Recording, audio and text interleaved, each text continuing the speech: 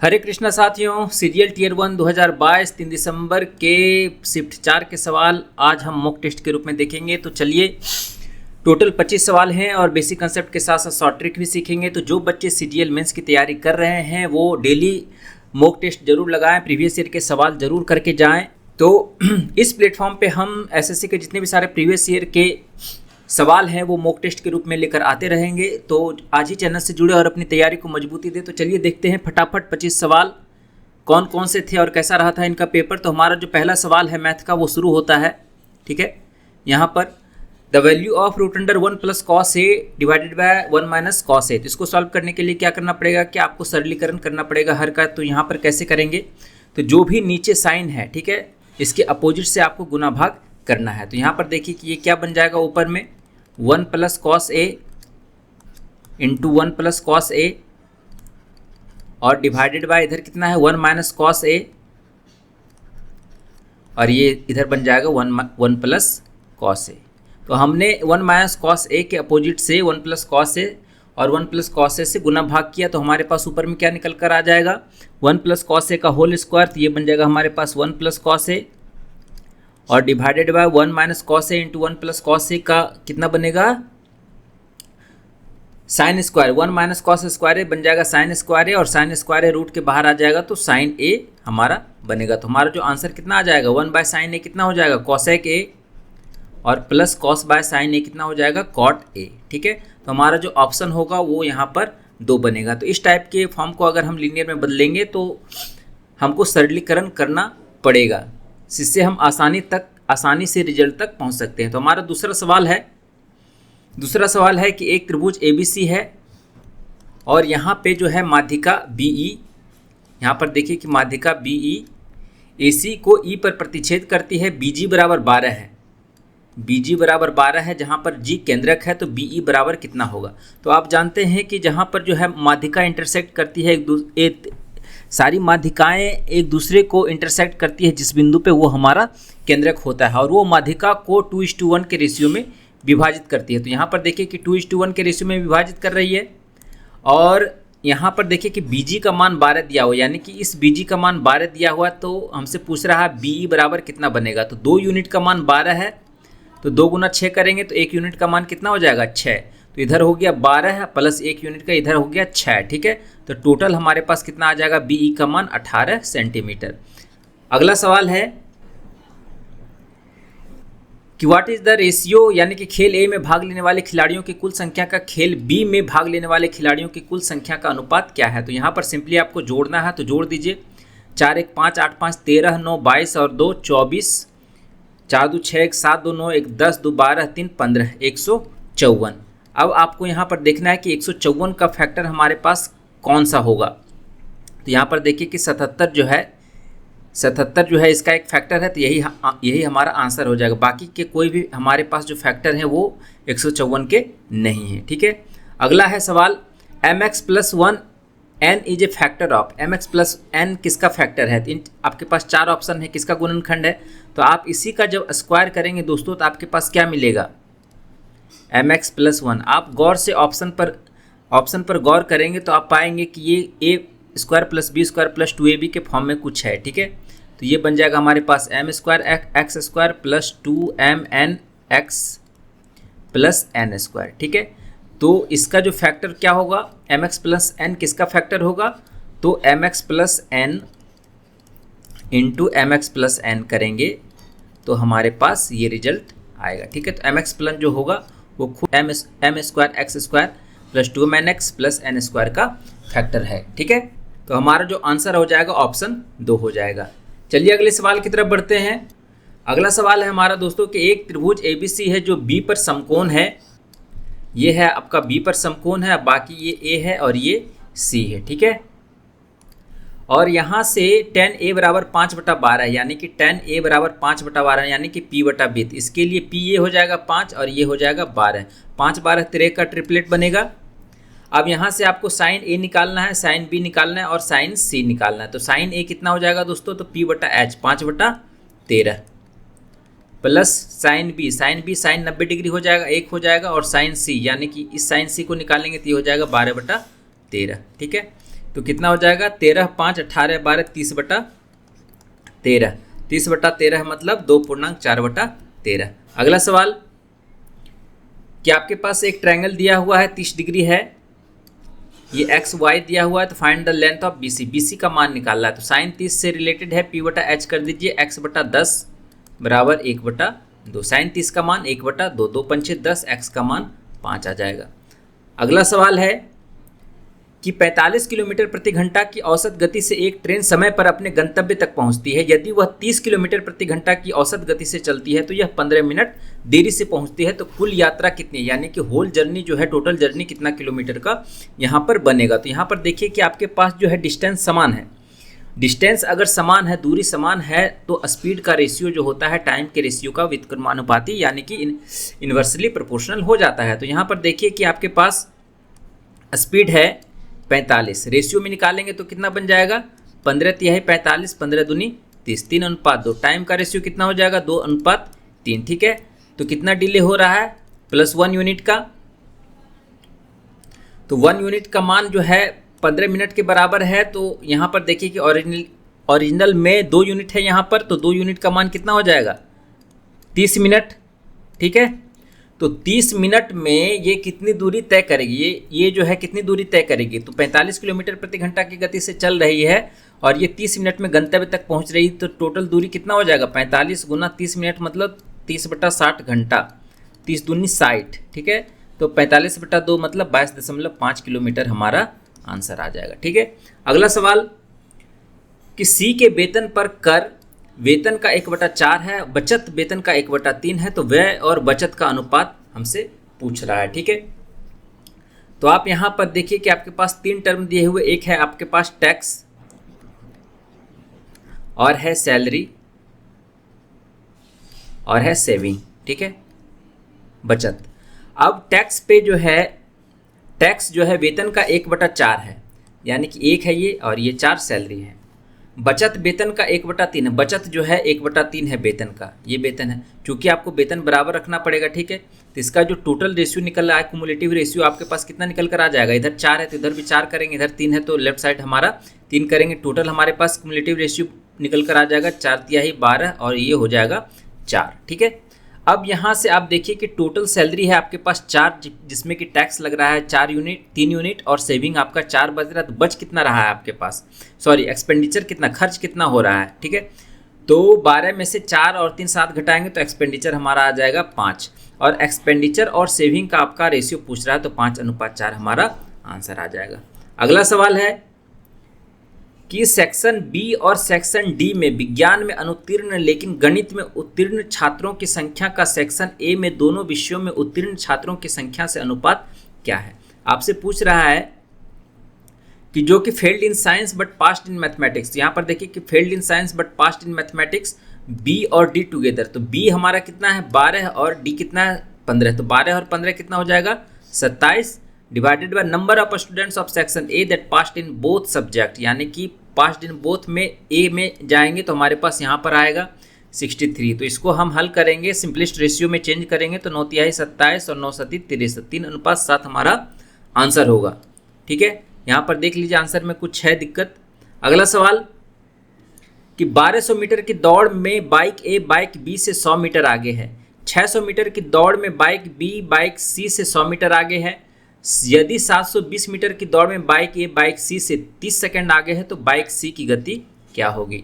तो आपके पास टोटल जो है लेंथ है ट्रैक का वो 1200 मीटर है। ठीक है, अब यहाँ से बाइक ए बी और सी, तो बाइक ए अगर 1200 मीटर दौड़ रहा है तो बाइक बी जो है 100 मीटर आगे है तो वो तो 1100 मीटर ही दौड़ेगा, और बाइक बी 600 मीटर अगर दौड़ रहा है तो बाइक सी जो है 100 मीटर आगे है तो वो कितना दौड़ेगा 500 मीटर।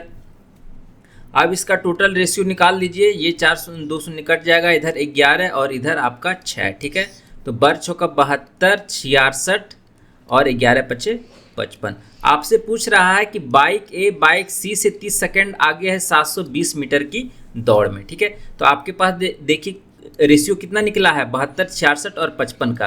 अगर ये 720 मीटर दौड़ रहा है तो 55 कितना दौड़ेगा, गुना 10 के फैक्टर से यहाँ पर गुना हो जाएगा, तो सी जो दौड़ेगा वो 550 दौड़ेगा और ए जो है 720 दौड़ेगा।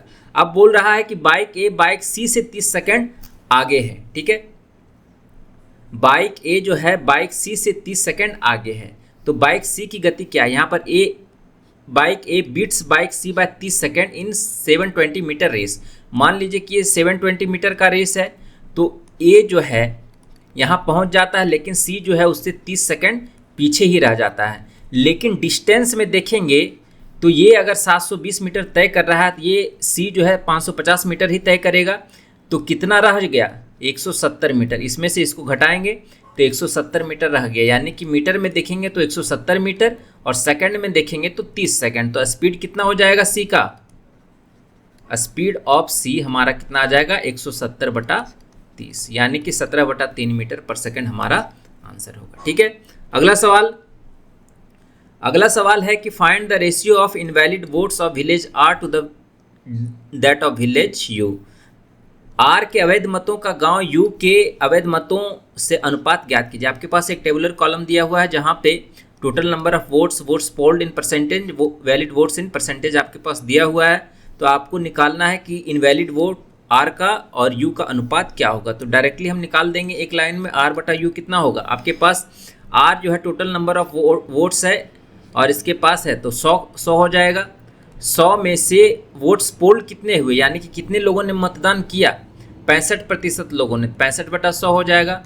और उसमें से वोट्स वैलिड वोट्स कितने थे, तो आप कहेंगे 65% वैलिड वोट थे, तो इनवैलिड कितने बन जाएंगे 35%, तो ये हो जाएगा 35/100 डिवाइडेड बाय यू में जाएंगे। यू में देखेंगे कि 40 का वोट परसेंटेज कितना था, 40 का 90% लोगों ने वोट किया और 90 इसमें से जो वोट थे वो कितने अवैध घोषित हुए, वैध कितने घोषित हुए 60%, तो 40% जो होगा वो अवैध घोषित हो गया, ठीक है। अब यहाँ से इसको हल कर लीजिए, 200 यहाँ पर ख़त्म हो जाएगा, 2 शून्य इधर 2 शून्य ख़त्म हो जाएगा और 5 से 13 और 5 8 40, तो 13 से गुना कीजिए, 13 × 6 65, 33 39 और 6 55, 455 वाला हमारा आंसर होगा। लेकिन यहाँ पर 455 दो जगह है तो नीचे गुना कर लीजिए, 9 × 72 चौका 288, ठीक है। तो 288 वाला हमारा आंसर होगा। अगला सवाल कि एक बेईमान व्यापारी ग्राहक से कहता है कि वह अपना माल लागत मूल्य पर बेचता है लेकिन वह गलत वजन का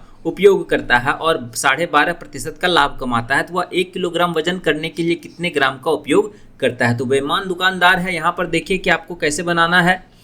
तो यहाँ पे 100 कितना कर रहा है, वो बेच कितना रहा है 1000 ग्राम, ठीक है।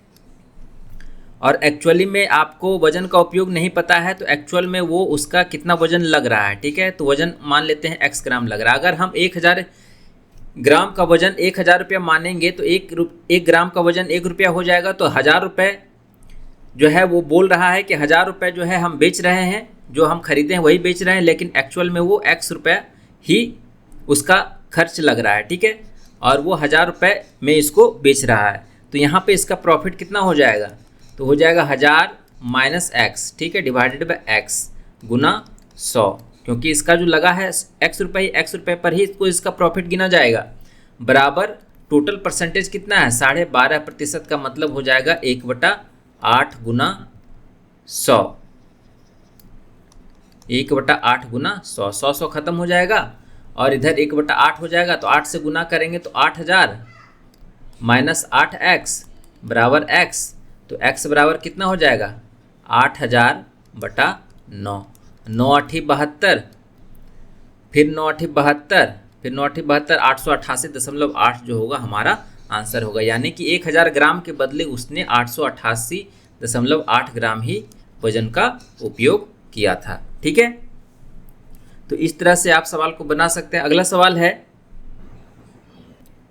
Find the largest number of 3 digit divisible by 4 and 7, यानी कि 4 और 7 से विभाजित 3 अंकों की सबसे बड़ी संख्या ज्ञात करिए। तो 3 अंकों की सबसे बड़ी संख्या 999 और 4 और 7 से डिविजिबल कर रहे हैं, तो 4 और 7 का हमको एलसीएम लेना पड़ेगा, यानी कि ये हो जाएगा 28। अब यहाँ से इसको सॉल्व करेंगे, हमारा आंसर आ जाएगा। तो 28 से भाग देंगे, 28 दिया है 84, ये हो जाएगा हमारे पास 15, 28 × 5 = 140, बच गया हमारे पास कितना 19, ठीक है। तो जो शेष बचा उसमें शेष को हम यहाँ पर घटाएंगे और जो एक्चुअल होगा वो हमारा 28 से विभाजित होगा, यानी कि 999 में 19 घटेगा तो 980 हमारा आंसर होगा ऑप्शन 2। अगला सवाल कि ए और बी अलग अलग काम करते हुए किसी काम को क्रमशः 10 और 16 दिनों में पूरा कर सकते हैं। यदि वे बारी बारी से एक दिन काम करते हैं जिसमें ए काम शुरू करता है तो काम कितने दिनों में पूरा होगा।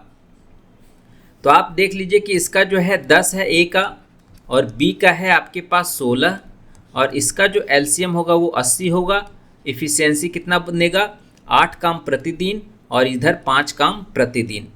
2 दिन का काम कितना हो जाएगा दोस्तों, 2 दिन का काम 2 डेज वर्क कितना हो जाएगा 8 + 5 13, क्योंकि एक दिन ये काम करता है दूसरे दिन ये काम करता है, तो 2 दिन का टोटल काम कितना हो जाएगा 13 काम, ठीक है। हमको पुराना कितना है, जो एलसीएम हमने टोटल वर्क माना है वो हमारा टोटल वर्क है, इसको इसके नज़दीक ले जाना है। तो 13 में कितने से गुना करेंगे कि 80 के नज़दीक जाएगा, तो 6 से गुना करें, 13 छक्का 78, तो इधर भी हमको 6 से गुना करना पड़ेगा, यानी कि टोटल 12 दिन का काम जो होगा वो 78 बनेगा, ठीक है। 78 काम, 2 काम बच रहा है क्योंकि यहाँ पे साइकिल कंप्लीट हो जा रहा है, फिर से ए शुरुआत करेगा, तो शुरुआत करेगा तो 12 प्लस कितना दिन लगेगा, ये एक दिन में 8 काम कर रहा है, ठीक है। तो 2 काम कितने दिन में करेगा, तो 2/8, ठीक है। तो ये हो जाएगा हमारे पास 1/4, 12.1/4 हमारा आंसर हो जाएगा, जो हमारा टोटल दिन को बताएगा।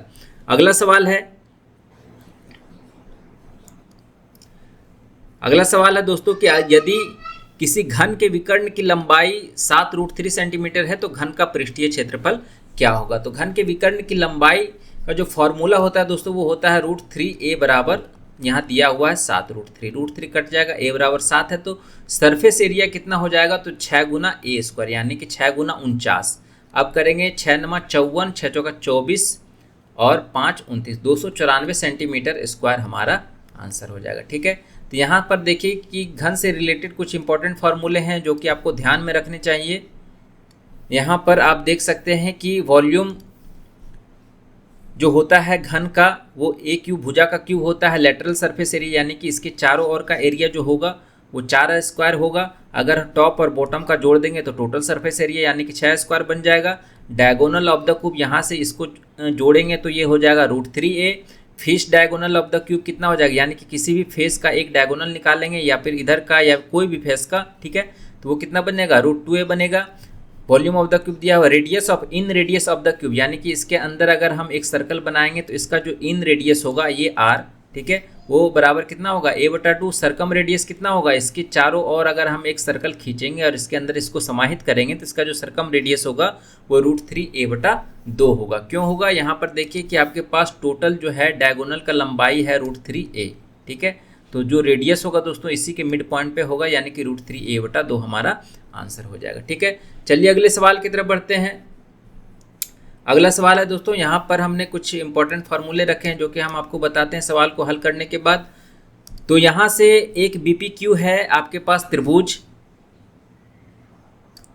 BPQ और ये सर्वांगसम है, ये जो साइन है वो सर्वांगसम का है और त्रिभुज ASR, ठीक है, ASR।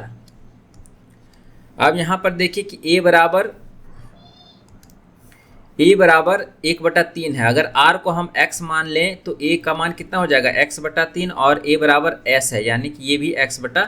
त्रिभुज के तीनों कोण का जोड़ जो है 180 होना चाहिए, यानी कि x + x 2x + 3x 5x/3 बराबर 180, ये हो जाएगा 36, यानी कि x का मान कितना हो जाएगा 36 तिहाई 108 डिग्री। अब x पूछ क्या रहा है हमारे पास, फाइंड एंगल Q का मान कितना हो जाएगा, क्योंकि यहाँ पर देखिए सर्वांगसम है, यानी कि a जो है इसका b के बराबर होगा, s जो है इसका p के बराबर होगा और r जो है इसका q के बराबर होगा, ठीक है। और साइड के टर्म में भी वही होगा, एंगल के टर्म में भी वही हमारा चलेगा। तो यहाँ पर x का मान है 108, तो ये भी हमारा 108 डिग्री हो जाएगा। तो सर्वांगसमता के कौन कौन से प्रकार हैं आप यहाँ पर देख सकते हैं कि आपके पास सर्वांगसम दिया हुआ है कोई 2 त्रिभुज, तो आप कौन कौन सा यहाँ पर इस्तेमाल कर सकते हैं। तो सबसे पहला है दोस्तों, तो सबसे पहला जो है दोस्तों हमारे पास SSS है, SSS साइड। अगर 2 त्रिभुज दिए हुए हैं और दोनों का साइड, अगर तीनों साइड एक दूसरे के करस्पॉन्डिंग साइड के बराबर है तो वो त्रिभुज सर्वांगसम होगा। साइड एंगल साइड, यानी कि एक साइड इसके बीच का, 2 साइड के बीच का एंगल, उसी तरह से 2 साइड के बीच का एंगल अगर बराबर है दो साइड बराबर हैं, उसके बीच का एंगल बराबर है, तो दोनों त्रिभुज सर्वांगसम होगा। ए ऐसे एंगल साइड एंगल, यानी कि एक एंगल है, इसके दो एंगल के बीच का जो इंक्लूडेड साइड है, ठीक है, और दूसरे त्रिभुज के दो एंगल के बीच का जो इंक्लूडेड साइड है, अगर वो दोनों बराबर है तो त्रिभुज जो है आपस में सर्वांगसम होंगे। राइट एंगल हाइपोटेन्यूज साइड, यानी कि एक राइट एंगल बराबर है, एक दो साइड आपके पास एक राइट एंगल बराबर है, हाइपोटेन्यूज बराबर है और कोई भी एक साइड बराबर है, तो दोनों त्रिभुज जो है आपस में सर्वांगसम होंगे। और तीसरा जो है इसमें आता है आस का, ठीक है, एंगल एंगल साइड, यानी कि दो एंगल हैं और एक साइड, दो त्रिभुज का दो एंगल और एक साइड बराबर है, तो वो त्रिभुज जो है आपस में सर्वांगसम होगा। तो ये जो है छोटी छोटी बातें हैं जो आप ध्यान में रखेंगे तो आसानी से सवालों को हल कर पाने में सक्षम होंगे। अगला सवाल है कि 30 सेंटीमीटर त्रिज्या वाले दो समान वृत्त एक दूसरे को इस प्रकार प्रतिच्छेद करते हैं कि प्रत्येक की परिधि दूसरे के केंद्र से होकर गुजरती है, तो प्रतिच्छेद करने वाले क्षेत्र का क्षेत्रफल क्या होगा। तो आपके पास दो समान वृत्त है दोस्तों, ठीक है, ये देखिए कि हमने एक दो वृत्त बना लिया जो एक दूसरे को केंद्र से होकर गुजर रहे हैं, ठीक है। अब यहां से देखिए कि आपके पास जो पूछ रहा है कि what is the area of the intersecting region, ये रीजन का एरिया आपको पता करना है, ठीक है। तो इस रीजन का एरिया आपको पता करना है, तो सिंपली पता करने के लिए क्या करना पड़ेगा कि एक थोड़ा सा एक्स्ट्रा डायग्राम आपको बनाना है। वो क्या बनाना है, यहाँ पर देखिए कि अगर हम यहाँ से, ये सेंटर है और ये सेंटर है, इस त्रिभुज का ये है O और इसको मान लेते हैं O डैश, ठीक है। तो यहाँ से इसको हम मिलाएंगे और यहाँ से इसको मिलाएंगे, ठीक है, ये हमारे पास एक त्रिभुज बनेगा। और वो त्रिभुज कितना के बराबर होगा, तो आप देखेंगे कि ये 30 सेंटीमीटर है, इसका रेडियस, इसका भी रेडियस है 30 सेंटीमीटर और यहाँ से इसका भी जो डिस्टेंस है वो 30 सेंटीमीटर है, ठीक है दोस्तों। तो यहाँ से आपको सबसे पहले ये जो एरिया है इसका एरिया निकाल लेंगे, तो हमारे पास ऐसे कितने सारे एरिया हैं, एक एरिया यहाँ पे है, एक एरिया यहाँ पे है, ठीक है। उसी तरह से यहाँ पे भी अगर हम त्रिभुज बनाएंगे तो यहाँ भी हमारे पास एक एरिया बनेगा और यहाँ भी हमारे पास एक एरिया बनेगा। इन चारों का एरिया अगर हम ऐड कर दें, अब प्लस इस जो त्रिभुज है ऊपर में और नीचे में एक त्रिभुज, दोनों त्रिभुज का एरिया ऐड कर दें, तो हमारे पास टोटल जो है शेडेड रीजन हमारे पास निकल कर आ जाएगा। तो कैसे निकालेंगे दोस्तों, तो यहाँ पर देखिए कि ये जो 30 है समबाहु त्रिभुज है, क्योंकि यहाँ पर तीनों साइड जो है बराबर है, तो इसका एंगल कितना हो जाएगा, 60 डिग्री हो जाएगा, क्योंकि समबाहु त्रिभुज का प्रत्येक कोण 60 डिग्री का होता है।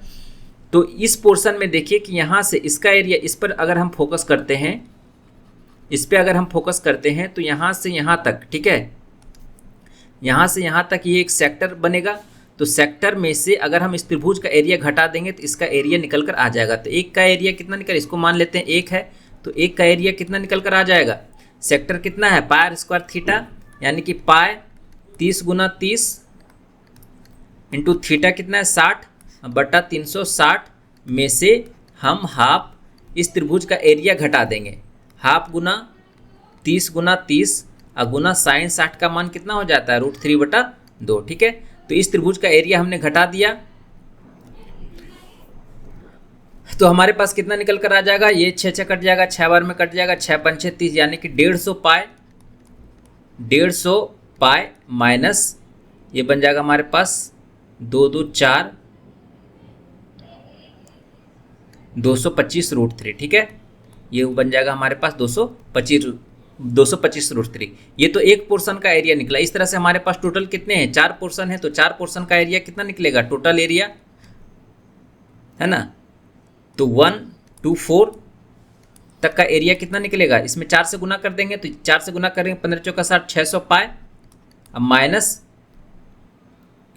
900√3, ठीक है। 225 चौका कितना हो जाएगा, 25 चौका 100, 4 दुनिया 800 900√3, ठीक है। अब ये चारों पोर्शन का एरिया हमारे पास निकल गया। अब त्रिभुज का एरिया हमारे पास दो ठो है, एक ऊपर में है एक नीचे में, तो एक का एरिया कितना निकलेगा √3/4 गुना भुजा स्क्वायर, भुजा कितना है 30 गुना 30, ठीक है, ये हो जाएगा 225√3, ठीक है। ये बन जाएगा हमारे पास 225√3। दो एरिया है तो 2 गुना 225√3, ये हो जाएगा 450√3, ठीक है, 450√3 हो गया।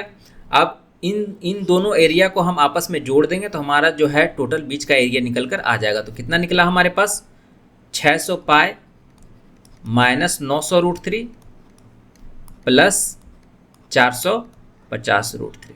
ठीक है, तो अब हमारे पास कितना आ जाएगा 600 पाई, 900 में से 450 जाएगा तो माइनस 450√3 हमारा आंसर हो जाएगा। 600 पाई माइनस 450√3 हमारा आंसर हो जाएगा। ठीक है दोस्तों, तो चलिए अगले सवाल की तरफ बढ़ते हैं। अगला सवाल है कि एक कुर्सी का अंकित मूल्य 2400 रुपये है जो कि क्रय मूल्य से 20% अधिक है। यदि कुर्सी को अंकित मूल्य पर 10% की छूट पर बेचा जाता है तो लाभ प्रतिशत हमारे पास क्या बनेगा। तो आप मान लीजिए कि सीपी है 100, तो एमपी कितना बनेगा 120, क्योंकि 20% अधिक है। एसपी कितना बनेगा, जो अगर डिस्काउंट दिया हुआ है तो एमपी पे एसपी निकलेगा। ठीक है, तो 120 का 90% कितना हो जाएगा 108। प्रॉफिट परसेंटेज कितना होगा, प्रॉफिट सीपी पे निकलता है तो 100 है तो यहाँ 108 है, तो 8% प्रॉफिट हमारा आंसर हो जाएगा। अगला है कि एक धनराशि 30% प्रतिवर्ष की दर से साधारण ब्याज पर 7 वर्षों में 15,500 रुपया हो जाती है, तो 7 वर्षों के लिए कुल ब्याज कितना है। तो यहाँ पर देखिए कि इफेक्टिव रेट परसेंट कितना है 30, 7 साल का, 1 साल का 30 है तो 7 साल का कितना 210%, यानी कि 210/100। ठीक है, तो 21/10 है, 21 प्लस ब्याज है और 10 हमारा मूलधन है। तो जो सम है मूलधन है वो 500 रुपया हो जा रही है। ठीक है, तो इसका मतलब है कि 10 प्लस 21 यानी कि 31 का मान दिया हुआ है 15,500। आपको निकालना है इंटरेस्ट, यानी कि इंटरेस्ट कितना है प्लस 21 यूनिट, तो 21 यूनिट कितना हो जाएगा 31 से 5 बार कट जाएगा 500, 21 × 5 = 10,500 हमारा आंसर हो जाएगा, ऑप्शन सी। अगला सवाल कि how many students have scored the highest percentage of marks in more than 1 subject. ठीक है, तो यहाँ पर देखिए कि आपके पास सब्जेक्ट डिस्ट्रीब्यूशन है और यहाँ पर स्टूडेंट का डिस्ट्रीब्यूशन दिया हुआ है। तो इसको निकालने के लिए दोस्तों आपको क्या करना पड़ेगा कि हर सब्जेक्ट का जो है मैक्सिमम परसेंटेज जो स्टूडेंट्स ने प्राप्त किया है उसको आपको लिखना पड़ेगा। तो यहाँ पर देखिए कि हिंदी में मैक्सिमम कितना है, तो हिंदी में मैक्सिमम आप कहेंगे 89 है, किसने प्राप्त किया कंचन ने। इंग्लिश में मैक्सिमम कितना है 92, और मैथ्स में मैक्सिमम कितना है 96, फिजिक्स में मैक्सिमम कितना है 88, केमिस्ट्री में मैक्सिमम कितना है 94, बायोलॉजी में मैक्सिमम है 88 और आईटी में मैक्सिमम है 98। ठीक है, आप देख लीजिए कि इस तरह से इसका प्रोसेस, इस तरह से इसके पास मैक्सिमम परसेंटेज है। हाई आप पूछ रहा है कि highest percentage of marks in more than 1 subject, कितने लोगों ने highest percentage of marks more than 1 subject प्राप्त किए हैं। ठीक है, तो आप अमित को ले लीजिए, तो अमित ने मैक्सिमम मार्क्स किस में प्राप्त किए, यहाँ पर मिला लीजिए कि हिंदी में नहीं किए हैं, इसमें नहीं किए हैं। अमित ने फिजिक्स में मैक्सिमम मार्क्स यहाँ पर ले हैं फिजिक्स में और 98 में। ठीक है, फिजिक्स और आईटी में, तो अमित ने फिजिक्स और आईटी में प्राप्त किए हैं 88 और 98। दूसरा है रुचि, रुचि ने कहाँ प्राप्त किए हैं, यहाँ पर मिला लीजिए 65, 78 नहीं मिल रहा, 68 नहीं मिल रहा, 70 नहीं मिल रहा, 64 नहीं मिल रहा है, 72 नहीं मिल रहा, 98 भी नहीं मिल रहा। तो रुचि ने प्राप्त नहीं किए। कंचन का मिला लीजिए, तो कंचन ने कहाँ कहाँ प्राप्त किए 89 में, हाँ कंचन ने 89 में प्राप्त किए हैं हिंदी में मैक्सिमम, और यहाँ पे 66, 92 नहीं, 76, 96 नहीं, 76, 88, 72, 94, 78, 68, 88 और 76, 98 सिर्फ इसमें प्राप्त किए।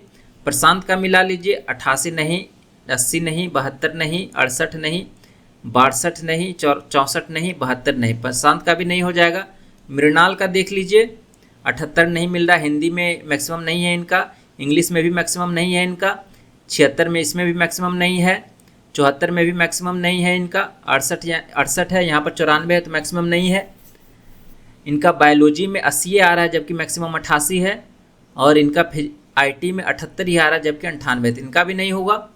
कुणाल का देख लीजिए 60 है यहाँ पे हिंदी में मैक्सिमम जबकि 89 है यहाँ पर, 64 नहीं है, 88 नहीं है, कुणाल का 86 नहीं है, 88 नहीं है, 74 नहीं है, 94, हाँ 94 है, 94, 76 और यहाँ पे सिर्फ 94 है, और दीक्षा ने है 74, 92, हाँ 92 है एक दीक्षा का, और 96 है, और यहाँ पे देखिए 88 है, यानी कि 3 सब्जेक्ट में वो मैक्सिमम स्कोर की है। ठीक है, तो 92 और यहाँ पर 96 और 88। ठीक है, तो देखिए कि मोर देन 1 सब्जेक्ट में किसने हाईएस्ट परसेंटेज मार्क किया। तो यहाँ पर देखिए ये 2 में और ये 3 में 2 ही स्टूडेंट ने यहाँ पर मार्क किया। तो हमारा जो आंसर हो जाएगा ऑप्शन 3 हो जाएगा। अगला सवाल है कि x + y + z बराबर 0 है तो what is the value of इतना। तो आप जानते हैं formula x³ + y³ + z³ minus 3xyz का फॉर्मूला होता है। x + y + z बहुत सारे फार्मूले होते हैं, यहाँ पर जो अप्लाई करेंगे वही लिख रहे हैं। x² + y² + z² minus xy minus yz minus zx। ठीक है, अब यहाँ पर देखिए कि x + y + z अगर 0 हो तो x³ + y³ + z³ का मान 3xyz हो जाता है। तो यहाँ से हम LCM लेंगे तो xyz बनेगा और यहाँ पे x³ बन जाएगा। उसी तरीके से यहाँ y³ और यहाँ z³। चूँकि दोस्तों यहाँ पर x + y + z 0 है तो इसका मान जो हो जाएगा बराबर 0 हो जाएगा, जो बन जाएगा 3xyz बटा xyz, और ये बन जाएगा हमारे पास 3। अगला सवाल है कि what is the possible value of इतना। इसका पॉसिबल वैल्यू आपसे पूछ रहा है जबकि इतना का मान और इतना का मान दे रखा है। तो सिंपली आपको करना क्या है कि यहाँ पर देखिए कि a² + b² + c² बराबर 9 है, ab bc ca बराबर 8 दिया हुआ है। तो ये किसके टर्म में आता है, a + b + c के होल स्क्वायर के टर्म में आता है। तो a + b + c का होल स्क्वायर निकालेंगे तो कितना बन जाएगा 9 प्लस है ना 2 × 8 16 9 25। a + b + c का मान कितना हो जाएगा 5, और ये 5 में से 3 जाएगा 2 2 हमारा आंसर होगा। अगला सवाल है कि यदि 8 अंकों की संख्या 1 2 3 4 5 6 xy है, 8 से विभाजित है, तो xy के कुल संभावित जोड़े कितने बनेंगे। तो आप जानते हैं कि 8 से विभाजितता का नियम, 8 से विभाजित होने का नियम है कि लास्ट की 3 संख्याएं विभाजित होनी चाहिए, यानी कि 6xy जो है 8 से विभाजित होनी चाहिए। तो पहली संख्या कौन सी होगी जो 8 से विभाजित होगी। तो आप कहेंगे कि पहली संख्या जो होगी 8 × 7 = 56। अगर हम 0 रखते हैं x के जगह पे तो 8 × 7 = 56, यहाँ 4 है, यहाँ भी अगर 0 रखते हैं 8 × 5 = 40, यानी कि पहली संख्या जो होगी 600 होगी। ठीक है, तो पहली संख्या 600 होगी तो दूसरी संख्या क्या होगी, इसी में 8 हम जोड़ते जाएंगे। ठीक है, 616। इस तरह से बढ़ते बढ़ते कितने दूर तक जाएंगे, जो लास्ट में 700 के करीब में, तो 700 के करीब में कितना जाएंगे। तो यहाँ पर आप 8 है, 8 से विभाजित है, तो अगर हम 12 से गुना करेंगे तो 12 × 8 = 96, यानी कि हम 696 तक जा सकते हैं। तो 696 तक टोटल हमारे पास कितना नंबर हुआ है ना, तो 696 तक हमारे पास कितना नंबर हो जाएगा। तो 616 यानी कि 8 × 12 हो गया, 8 × 12 96 और एक 13 जो संख्या होगी हमारा आंसर हो जाएगा। ठीक है, चलिए अगले सवाल की तरफ चलते हैं। अगला सवाल है कि सेक्टर का एरिया 308 दिया हुआ है, तो और सेंट्रल एंगल जो केंद्रीय कोण है 45 डिग्री का है, तो रेडियस आपसे पूछ रहा है। तो रेडियस का फॉर्मूला क्या होगा, एरिया का फॉर्मूला क्या होगा, 308 बराबर ये बन जाएगा πr² थीटा। r² कितना है निकालना है और थीटा है 45, डायरेक्टली निकाल दीजिए 360, 45 × 8 360, और ये हो जाएगा 22/7, 11 दूनी 22, 22 से डायरेक्ट काटिए 22 और 22 चौका 88, 14 हो जाएगा। तो r का मान कितना निकलेगा 14 × 56, 14 × 56 का रूट। तो इधर 7 निकलेगा, इधर 7 7 बाहर आ जाएगा, और इधर 2 और इधर 8 दूनी 16 का 4 बाहर निकला, 7 चौका 28 सेंटीमीटर हमारा आंसर होगा। अगला है और ये लास्ट सवाल है। यहाँ पर देखिए कि 20% इंक्रीज हो रहा है और डिक्रीज हो रहा है 20%। एट द सेम टाइम यहाँ पर हम सक्सेसिव का फॉर्मूला लगाएंगे, तो 20% बढ़ा और -20% घटा और -20 × 20/100, यानी कि ओवरऑल हमारा 4% का ही डिक्रीमेंट होगा। तो ये फॉर्मूला क्या होता है, a + b + a × b / 100। एक को बढ़ा रहे हैं दूसरे को घटा रहे हैं, यानी कि b को माइनस में रख रहे हैं। ठीक है, तो यहाँ पर b माइनस हो जाएगा और ये भी a b से गुना होगा तो ये माइनस में हो जाएगा। क्योंकि a बढ़ रहा है तो a के आगे प्लस रहेगा। ठीक है, तो ये फॉर्मूले का इस्तेमाल हम यहाँ पर करेंगे। तो दोस्तों ये थे हमारे टोटल 25 सवाल, और अगर आपको वीडियो थोड़ा सा भी पसंद आया है तो चैनल को जरूर लाइक करें, वीडियो को जरूर लाइक करें, शेयर करें, सब्सक्राइब करें। आपका एक लाइक हमारे मोटिवेशन को और इस तरह की वीडियो बनाने के लिए प्रेरित करता है। तो हम इसी तरह के वीडियो जो है आपके लिए लेकर आते रहते हैं। और इस वीडियो की PDF जो है हमारे टेलीग्राम चैनल एडुकेट सेंटर, जिसकी कि लिंक डिस्क्रिप्शन बॉक्स में दे दी गई है, वहाँ से आप इसकी PDF डाउनलोड कर सकते हैं। और जो भी डाउट हो आप कमेंट में पूछ सकते हैं, और इसके लिए बाकायदा हमारे पास डेडिकेटेड टेलीग्राम चैनल है, वहाँ पर भी आप सवाल पूछ सकते हैं। ठीक है, तो तैयारी करते रहिए और डेली मॉक टेस्ट लगाते रहिए। और इस चैनल पर हम बहुत सारे CGL के जितने भी सारे प्रीवियस ईयर के सवाल हैं SSC के, वो हम मॉक टेस्ट के रूप में लेकर आते रहते हैं। तो चलिए फिर मिलते हैं नए वीडियो में नए जोश के साथ। तब तक के लिए धन्यवाद, नमस्कार।